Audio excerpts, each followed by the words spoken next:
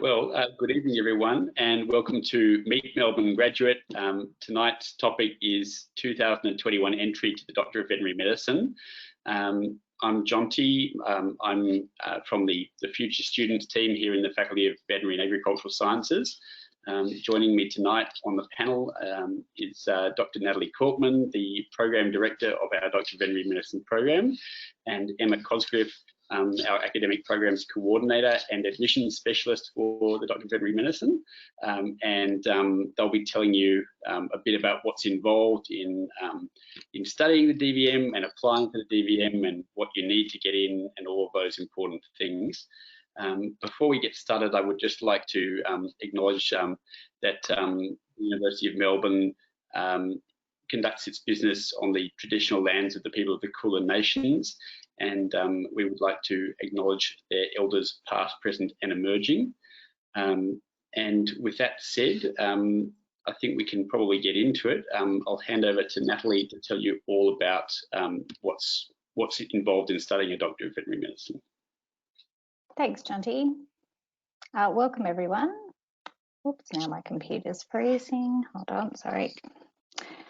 So I guess the very first question that we probably want to help answer for you is, why would you choose veterinary medicine as a career? And I guess I've found it extremely rewarding as a career that certainly has its challenges, and you would have seen a few things on the news recently about some of the challenges, particularly in working in practice. But it is a super rewarding career to go into, and certainly veterinary medicine as a course is very challenging, but it's fantastic in terms of working with some amazingly clever people, leading from amazing researchers and really great teachers, and joining what is really a family of veterinarians that are globally very supportive, and no matter where you go and where you work, you are part of that veterinary family, which is a really great feeling. It's quite a small profession relative to some other professions, and so it is quite unique in that way. We have 135 places a year at the University of Melbourne, and about 50 of those we have reserved for international students, and the remainder being for domestic students. So it's a 4-year veterinary program, postgraduate, and it's internationally accredited. So I'll talk about that a little bit more in a moment. But it allows you, as soon as you're finished, you are able to be registered as a veterinarian after that 4 years and just basically go into practice straight away. So it's a little bit different to doing something like medicine, where you often have to then go on and do internships and other things before you can actually start to practice. And so if you do veterinary science, where can it take you? Well, certainly you can work all around the world, and I've personally worked in Australia and the UK, so you can certainly travel with your qualification. You can do what most people do when they think about a career in veterinary science. You think about working in either urban practice or rural practice, looking after animals, either farm animals or people's pets, etc. But there are a huge number of opportunities for veterinarians to work in many other fields around in veterinary science, and that ranges from working in government, working in research, working in education like I do in the university, working in agricultural industries, pharmaceutical companies. There's a number of veterinarians employed in drug development, drug design and testing, and certainly we have a huge role to play in animal welfare agencies. And if you really love studying, you can go on like I did and then do further specialisation and become a specialist in a particular field of veterinary science. And so you can go on and just like all the human specialties, you might decide I want to become a specialist surgeon, or in my case, I'm a clinical pathologist. And so that was my passion. After working in practice, I went back and did that. So if you've decided that veterinary medicine does look like a career that you're interested in, the next question you should ask yourself is, where do I want to go? And we're here to tell you about why you should come to the University of Melbourne, obviously. And I guess for me, the main reason you should come to the University of Melbourne is that we have super passionate teachers that, and quite unique in universities in that we have specialist teachers. So, and that's my position here. So rather than being research focused, I'm here focused on delivery of a quality teaching program. And that's my passion in doing some research as well, but it's my primary focus. So that's quite unique because a lot of universities don't have these teaching specialist roles. So for me, that's the number one reason you should come to University of Melbourne. We're very well recognised throughout the world as being a really quality veterinary program and ranked 16th in the world. We have a really innovative team that look at the latest thinking in terms of veterinary education and how we can adapt our teaching. Our curriculum is constantly changing and improving, which makes a lot of work for people like me, but it makes a fantastic experience for students. We're the oldest veterinary school in Australia, so we've been doing this for a long time. So well over, combining over 100 years of experience in education. And as I said, our teaching staff, I think, are the best. The other great thing and quite unique thing about Melbourne, particularly compared to other Australian universities, is that we have a tracking program. So in first and second year, all of the students are essentially doing the same core learning and core teaching, but in third year, you still continue with a core. And so at the end of the degree, you are able to be registered as a veterinarian to work with any species of animal. But what we offer in third and fourth year is a chance for you to develop further interests in a particular species or a particular area of veterinary medicine, so that you come out uniquely qualified in that area. As I said, still qualified to work with any species, but with greater training and experience in that particular field. So these tracks that we offer are production animals, so that would be, largely cattle, sheep, etc. Small animals, so that's your basic pets, and so that would include what we call pocket pets, the little wee furries, but basically dogs and cats in particular. We have an equine track program, so those interested in particularly in working with horses in the future. And then quite uniquely, we have a track called Government, Industry and Conservation Health. And this track is a great a passion of mine, because certainly I think a lot of the veterinary jobs in the future are actually going to be in these fields. So not so much the traditional jobs that we think of now as working in a practice, but an ever expanding role for veterinarians in lots of other areas that aren't clinical practice. And so we have a track that caters for that and gives students extra experience in a wide range of things. And particularly a lot of our students choose this track if they're very interested in wildlife because of the conservation health aspects. So the sort of One Health interest.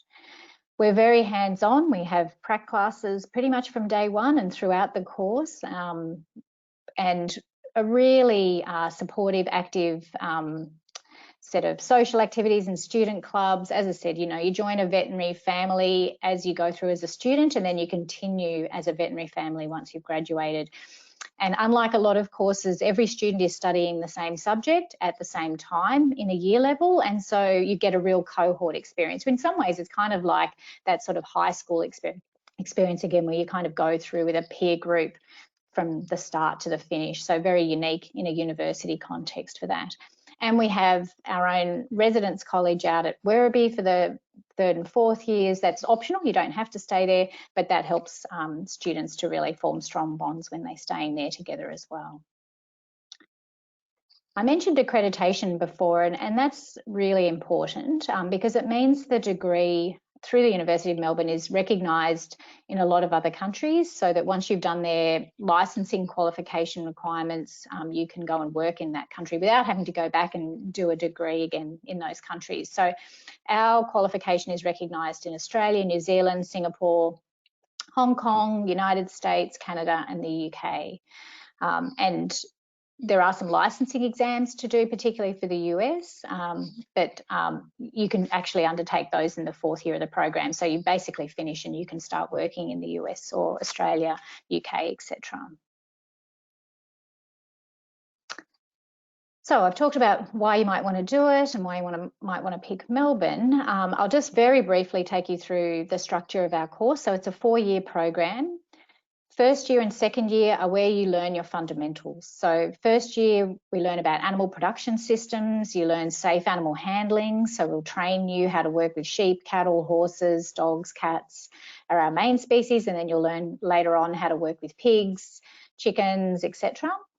And we also introduce you to the basics of how an animal's organs and body systems work in health and disease. So we take a systems-based approach here, and so in first year you'll learn digestive system as an example, respiratory system, cardiovascular system, and then in second year you'll learn about the immune system. At the same time, you'll be learning about locomotion and how the joints work and all of those things, and learning about all of the infectious agents that affect animals as well, and learning epidemiology, the study of how disease is transmitted and controlled, really relevant in the current COVID situation. We have quite a number of our epidemiologists helping the government with that. And then in third year, we kind of transition from this fundamental foundational sort of knowledge into starting to get you to think like a clinician and a problem-solving veterinarian. So we twist things a little bit and we start to take a presentation focus. So we think about, you know, if you have an animal coughing, what are the things that might be going on? How would you diagnose? How would you treat, etc. So you start to further integrate the information you've had from those systems. And then fourth year is an entirely clinical year. So no lectures. It's all about having placements in our university hospital and at private practices. This is also where you can further tailor your program by choosing to have experiences at zoos and laboratories and government placements and all sorts of things. You can really tailor the program in fourth year as to what you're interested in.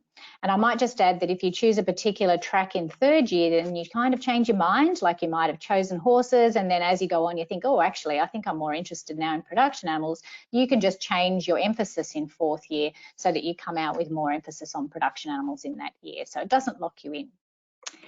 So placements are a really big part of our course. We have a requirement to do, which is part of the accreditation requirement, to do farm placements and animal placements in the first couple of years of the course. And then we have requirements to do clinical placements through 4 weeks in third year and then your entire final year. And we have a big online system that we manage those placements and help suggest clinics. You can also suggest clinics you would like to go to, and we can go through a process of approval of those clinics or those farms. And so we help manage this system. We can see where our students are at any point in time with this system, and we set up those networks, because it is a bit intimidating when you think, oh, you know, how would I organise my placements? We help you with all of that, so don't worry about that.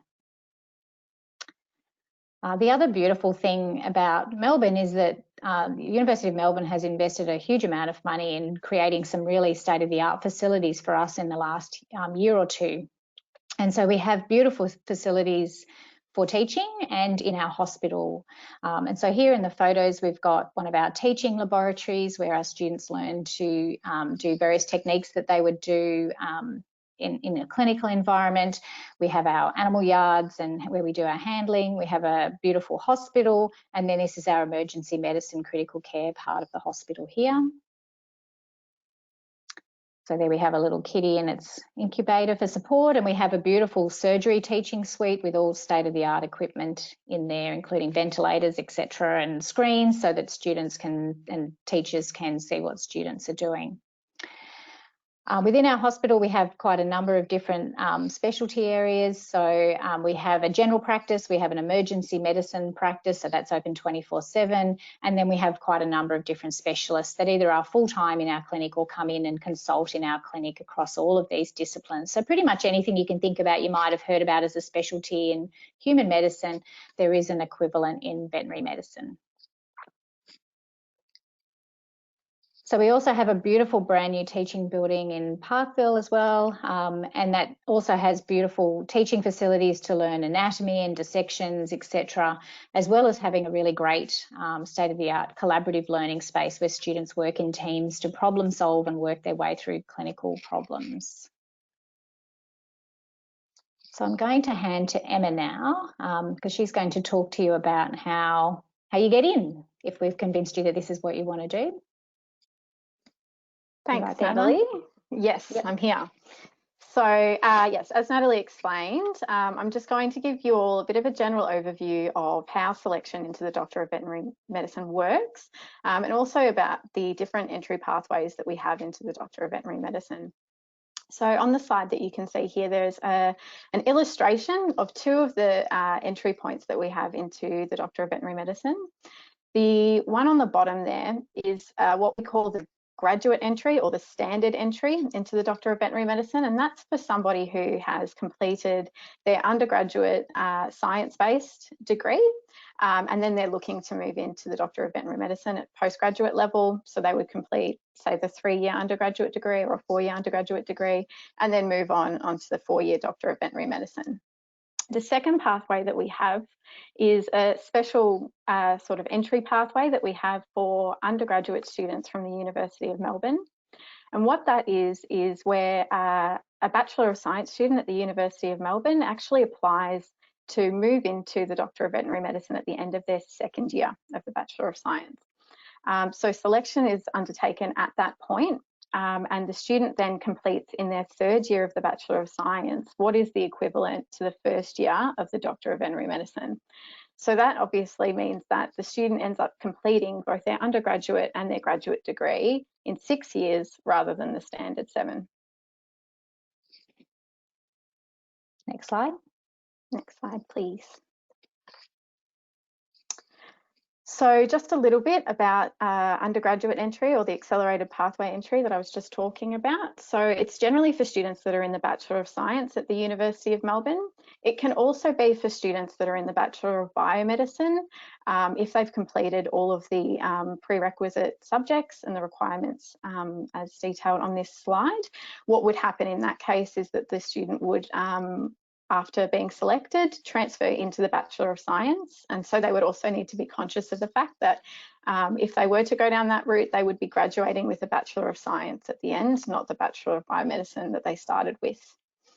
As I explained, when you move into the Doctor of Veterinary Medicine officially, so after you've completed your Bachelor of Science, you receive credit for that 1st year of the Doctor of Veterinary Medicine, and so therefore you move straight into DVM 2. Selection is actually competitive for the Doctor of Veterinary Medicine as well. And so what that means is that because we have a limited number of places in the course, there isn't actually a specific GPA or WAM that you need to attain in order to be selected for the course. Instead, we have what's called an overall selection score, and we rank our applicants on the basis of that score. Primarily, the score will be made up of your what's called science grade point average. So that's on the basis of academic merit. So we are using the scores that you've attained in your science-based subjects throughout your degree. Next slide, thanks, Nat. Similarly, with graduate entry, it's the same thing in terms of selection being competitive. Everybody is in the same pool together, so we don't designate a certain number of places for undergraduate entry and graduate entry. Everybody's in the same pool together with their cohort. I should have actually mentioned before that all applicants need to have completed biology and biochemistry, and there are a few other prerequisite subjects for undergraduate entry that you can learn about on our website. I will stress that a science-based undergraduate degree is required for entry into the Doctor of Veterinary Medicine. So if you have completed an undergraduate degree, a bachelor's degree in, say, commerce or arts, you will actually need to complete an undergraduate degree in a science-related discipline in order to be eligible to apply for the Doctor of Veterinary Medicine. In terms of what is categorised as a science-based degree, generally there are an indication of what would normally be considered cognate. So a Bachelor of Science is generally considered cognate, and there are a few majors that you can see listed there on the slide. If you do have any concerns or questions about whether your degree would be considered cognate, please feel free to contact us and we can provide you with an assessment of whether your degree is appropriate or not. Next slide, please, Nat. So we do actually have a number of selection tools that are used in addition to consideration of your academic results. One of them is what's called the situational judgment test. So this has just been introduced newly for the 2021 intake. And the situational judgment test is effectively an online test that we'll be asking our applicants to undertake. And it's effectively a non-academic measure for the purpose of selection. So for as an example, you might be logging in and you might be viewing a video. It might be a conversation between 2 or 3 people. You watch the video and then you're asked a series of questions about how you might handle a certain situation, you know, what you would have done if you were X person, something like that. And those scores are then relayed back to us and included as part of your selection. Next one, sorry, no. Another of the non-academic measures that we use, or selection tools that we use for the Doctor of Veterinary Medicine, is a personal statement. So this is about a 500-word statement that applicants will put together and submit as part of their application. It's generally used for us to discern a little bit about what kind of experience you might have had already. You might have been volunteering, or you've done some internships. Any sort of relevant experience that you can put forward that would go in that personal statement. I do want to stress for anybody listening today that a personal statement will never mark you down in your application for the Doctor of Veterinary Medicine. So it's really just a way for the selection committee to consider other experience that applicants might have had in addition to the other selection tools that are used. It's not used as a tool for the selection committee to determine that somebody should not be admitted to the course. I'd just like to make that clear. Next one, please, Nat. So just a little bit about the guaranteed entry pathways to the Doctor of Veterinary Medicine. So this is outside of the 2 pathways that I just mentioned. And it's really for high achieving students at the end of year 12 or equivalent, final year of school. Guaranteed entry was the older sort of program that we had in place. And now we've also introduced in the last couple of years what's called graduate degree package. And so students who have attained a high level at the end of year 12 would be eligible for either a Commonwealth supported place, an Australian full fee paying place, or an overseas fee paying place for international applicants. And they would be made this offer either at the end of their year 12, if it's a graduate degree package, or when they apply for the accelerated pathway, if it's for Australian full fee paying place. There is a range of criteria that has to be met throughout the degree, and you can see those there on that slide. But if you have any questions about your eligibility, feel free to contact us. You would indicate in your application if it's a guaranteed entry pathway that you believe you're eligible, but we will always be assessing all applicants of the accelerated pathway to see if they're eligible for guaranteed entry. Next one, thank you, Nat.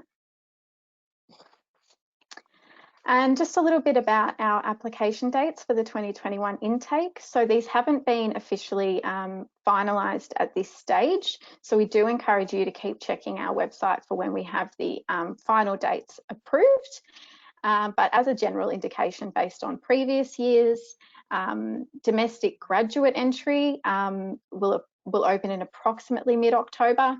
And for anybody interested in applying for the accelerated pathway, whether you're a domestic or international applicant, applications will open in approximately early September. However, we'll also be in touch with you directly, as most of you should be studying Foundations of Animal Health 2 in semester 2 of 2020. Next one, please, Nat.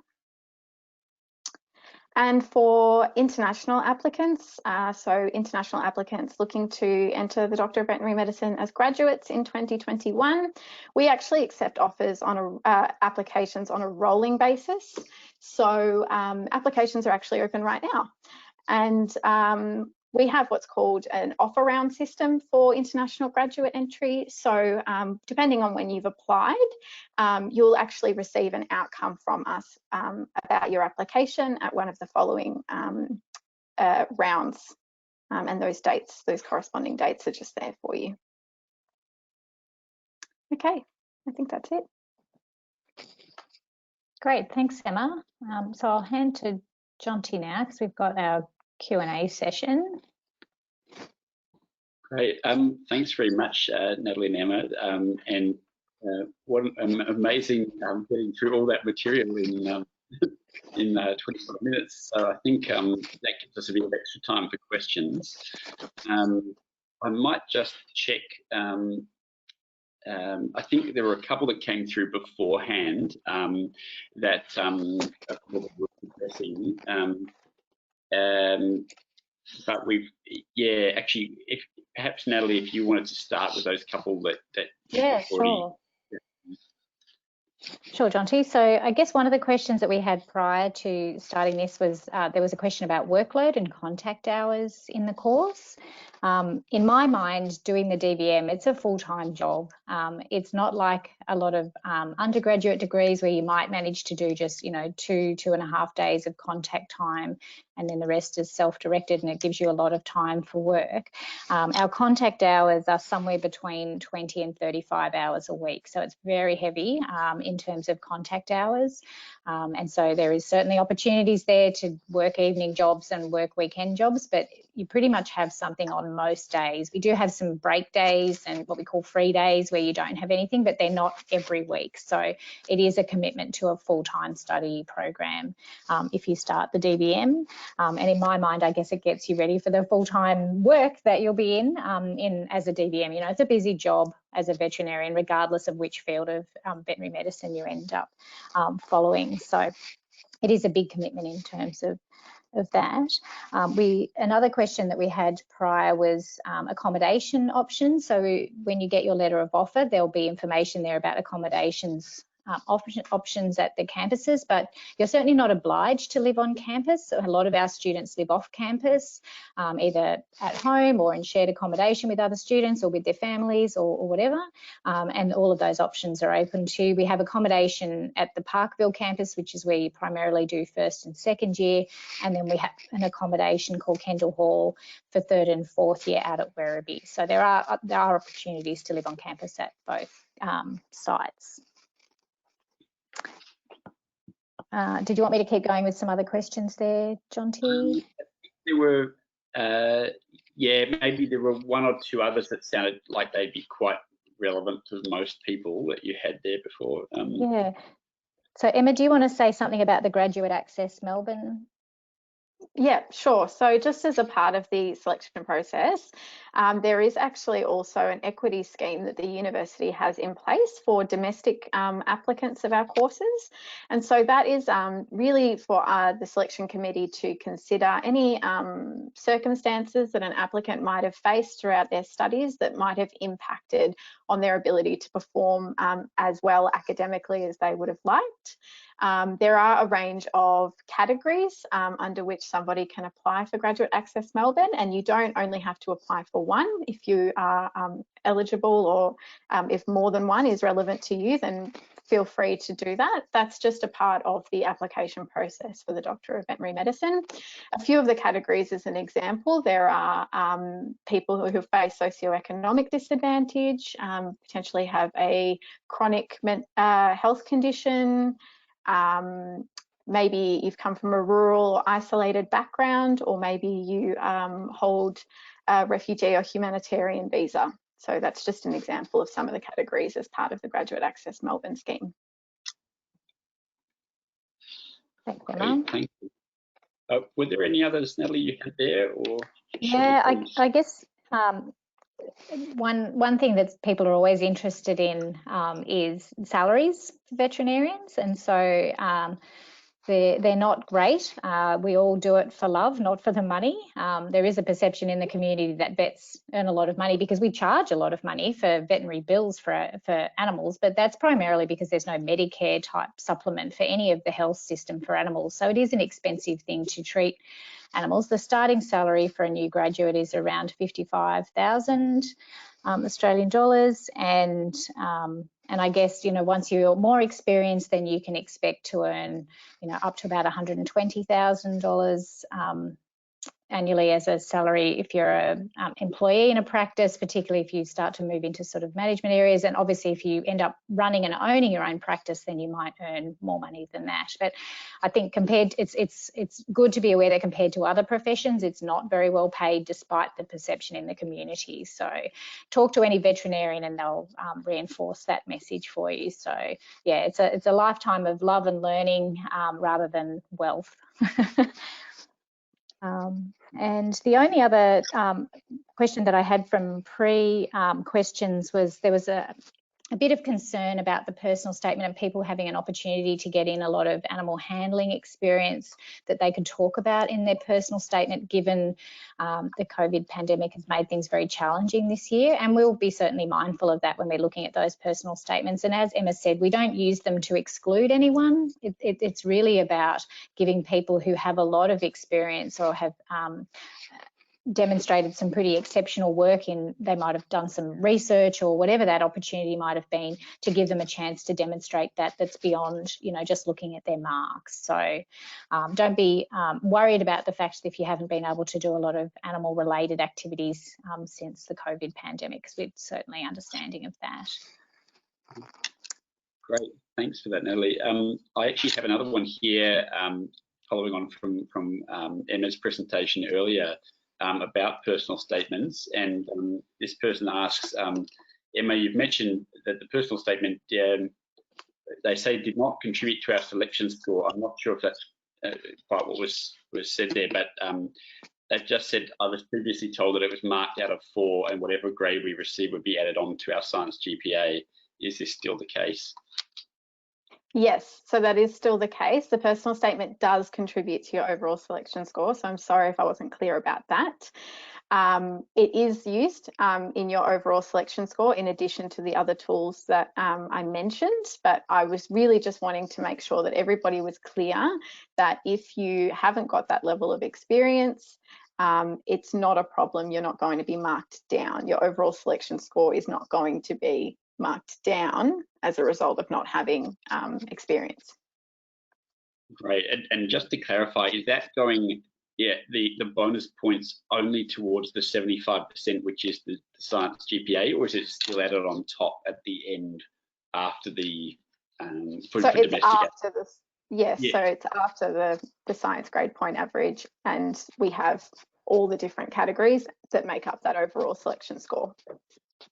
Yes, but is it also towards the situational judgment test remains separate to all of that? Is that? Oh, sorry, the situational judgment test. Sorry, I missed that part. Yes, so the situational judgment test contributes for domestic applicants to the overall selection score. Yeah, so you'll have the adjusted science grade point average, which is made up of the science grade point average and those additional tools. And then you have the weighting for the situational judgment test, which makes up the overall selection score. Excellent. Yeah, and probably hopefully that helps a few people out there. I'm sure for some of you who've inquired in the last couple of years, this is a new thing this year with the situational judgment test. So yeah, if you have any doubts, we do have a detailed selection guidelines document on the website that does lay it out step by step. So yeah, please have a look on our entry requirements page if there's any doubt there. I'll just move to a couple of other questions that have come through now. We have one here. What are the key points that should be included within the personal statement? So perhaps, or to Emma and Natalie, a few things that you'd really like to hear from people in their personal statement, and what allows you to select based on that. Yeah, I'm happy to talk to that first, Emma, if that's all right. I guess, you know, what we're looking for is a sustained commitment to an interest in animals and animal welfare. And so, you know, I don't think anyone goes into wanting to become a veterinarian if they don't love animals. So we're going to take that as a given. So it's not about showing that you love animals, but it's just a showing, it's an opportunity for you to demonstrate how you've tried to learn more about animal industries, animal care, animal welfare, and the experiences that you've had through your life that have given you that prism. So, you know, owning a pet, that's one thing, but what we're looking for is a show of commitment that you've looked beyond just pet ownership. And so any experience you have, I mean, as an example, a lot of our students, when they apply, would have done some time working in an animal shelter, or they will have worked on a farm, or they've volunteered at, at a stables, or, they've done other things that show that they're interested in exploring the real breadth of opportunities out there to work with animals. I would just add one thing on that, Natalie, was just also to make sure that when you are submitting your personal statement, you are discussing your work experience, that you're also including an idea of how long you actually spent doing these things. So if you volunteered for a week, or if you volunteered for 2 years, that's really important for us to hear that as well. Yeah, so an estimated number of hours helps us when we're looking at the application to know exactly the experience you've had. And it's also a chance, if you've worked in an area and you've done some research, in your previous degree, and you've done some research in an area that's related to animals, then yeah, it's a chance to really talk about, what piqued your interest with that and what your experience was, so that we can kind of get a little bit of a feel for, what your interests are. Thanks both for that one. Another one we have here is, can you apply to the Doctor of Veterinary Medicine with any major from the Bachelor of Agriculture? From the University of Melbourne Bachelor of Agriculture? It doesn't specify, but let's assume that's the case for this question. Yeah. Then yes, the answer is yes, you can. Yeah. Great. Now, I think we didn't probably go into much detail about CSPs versus fee paying. One question we have here is, how many applicants do we take? As Natalie said at the start, we have 135 places per year. That does include, however, graduate entry students and accelerated students. So they are functionally one group for the purposes of the size of the cohort. Emma, did you just want to talk briefly about the CSPs and how that works? Yeah, sure. So we have 55 Commonwealth supported places available each year out of that total pool of 135 students in the course. And as Nat mentioned already, roughly 50 places are reserved for international applicants as well. So what would happen is that when an applicant, a domestic applicant, applies for the Doctor of Veterinary Medicine, they have the choice of selecting to apply for a Commonwealth supported place, an Australian fee paying place, or both. As explained, where we rank the overall selection score for applicants, those who have applied for a Commonwealth supported place, which I suspect would be almost everybody who applies as a domestic applicant, those CSPs are allocated according to those with the highest selection scores, and Australian fee paying places are then allocated to the next group. Great, thanks for that. Another one we have here is, I imagine from an international applicant, they say, with rolling rounds, is there preference to those who apply earliest? Is there only a certain amount of these places available per round? Yeah, maybe if we can just address that, how the rounds are working there. Yeah, so with international applications, which I'm assuming this is referring to, it is still, for all intents and purposes, a ranking-based system for entry into the Doctor of Veterinary Medicine. However, because we understand that there are applicants who are finishing their degrees at different times throughout the year, and they might be applying for veterinary schools overseas, they want to be able to weigh up their options and know whether, they've got an offer at Melbourne, even if they might potentially have an offer somewhere else where the course is starting sooner. And so for that reason, we do make early offers to applicants who history has told us are quite high achievers comparatively. And so that's what those early offer rounds are for. For applicants who would sit sort of in that middle band where they may be made an offer, but we can't guarantee that they would be ranked highly enough by year's end to be made an offer now, those applicants will be contacted still within the offer round, but they will be notified that their application is going to be put on hold until the end of the year, where they can be ranked against other applicants in that middle band. Great, thank you. Another one here, moving back to the situational judgment test. Someone's just asked to clarify, is the SJT not counted for any extra points for international students? I think as your slides earlier, it's more of an extra step, but not part of the selection. Is that right, Emma? Yeah, so it sort of comes back to how I just explained why we need to do international applications slightly differently. And so because we want to make sure that applicants get an idea of whether they're going to be made an offer in advance early enough in the year, the application of the situational judgment test for international applicants is such that it is a condition of their offer that they achieve a score in the test that is considered satisfactory by the selection committee. So that's how it differs to the domestic applicants, where they are all put in one group together and all ranked at the exact same time. So offers for domestic places in the Doctor of Veterinary Medicine go out in January of the respective intake year, whereas because the international offers are going out throughout the year or the preceding year, it is used more so as a condition that they achieve satisfactory performance. Thanks for clarifying that one. I'm sure that's, yeah, with it being new, it's probably something people needed to know, to have a bit more clarity about. I have another question here about, I guess, probably, I don't think you use the term bonus points, but adjustments to the science GPA. Someone's asked, if you've completed a master's degree at University of Melbourne, could this affect your score for DVM entry?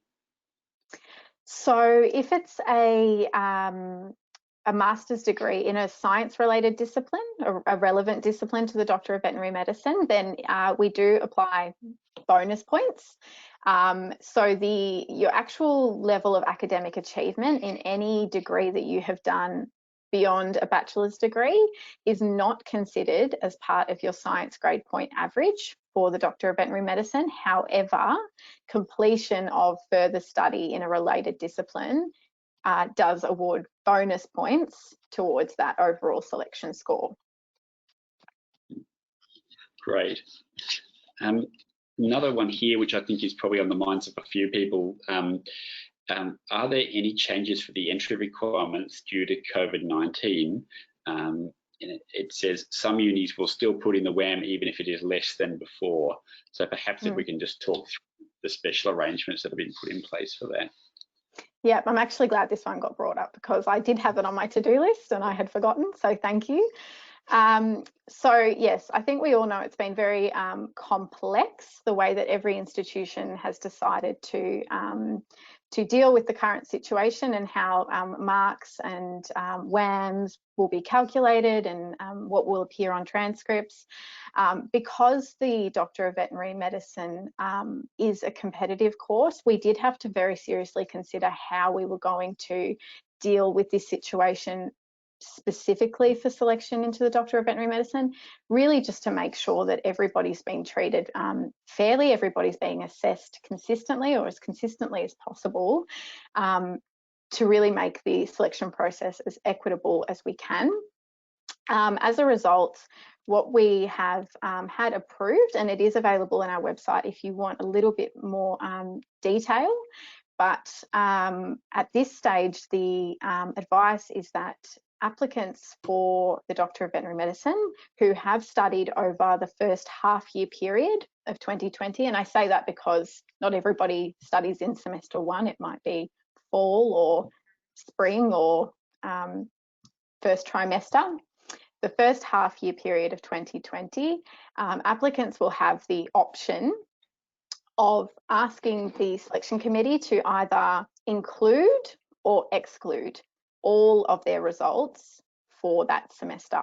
So it's not certain subjects, it's the entire semester or half-year period that you would choose, depending on what you feel is going to be most advantageous for you. But because all applicants are being given that opportunity, that's how we keep that equitable. So in the application process for domestic students, that will be in there. For international students, because offers are already been going out and applications are already open, we will actually contact you to ask you how you would like your science grade point average to be calculated. Great, thank you very much, Emma. That's yeah, no doubt on the mind of anyone who's applying for next year. So yeah, and I should really say, anyone who has questions more broadly about that, better to ask them, go to our website, submit an inquiry, because yeah, it's a very strange time. So yeah, we'll do our best to help with any of those questions. I'm afraid we're out of time for this evening, and I know from my colleagues that there's quite a few questions we haven't been able to get to. So sorry if we haven't gotten to your question. We will do our very best to get back to you before the end of this week, so in the next 48 hours or so. And we have your emails from registering. If you haven't submitted a question and you want to, or if you think of one later, I might just give everyone a minute or two just to write down this address here. If you see in the middle of the slide, there's to get in touch about any of our courses. That will take you straight to an inquiry form that will allow you to ask a question. So if you want to just copy that or write it down, that is the best way to get in touch with us. With that said, I think basically thanks so much for all of you for coming, for your attention this evening, and we hope to see some of you next year as mentioned DVM students. And I'd really like to thank again Natalie and Emma for their insights this evening. Yes, as I say, please get in touch if you have more questions, and we hope you found this informative. So have a good evening. Thanks, everyone.